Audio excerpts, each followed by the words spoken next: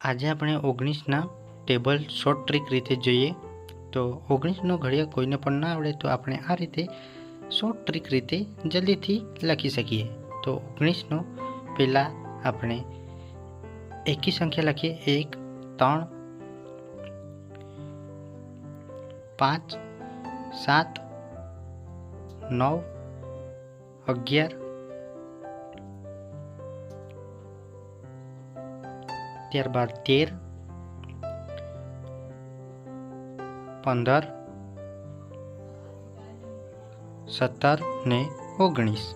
હવે આપણે એકડા ઉલટા લખવાના છે. પહેલાં આપણે 9 લખીએ, ત્યારબાદ 8 લખીએ, 7 લખીએ, તેવી જ રીતે 6, 5, 4, 3, 2 અને 1, ત્યારબાદ 0.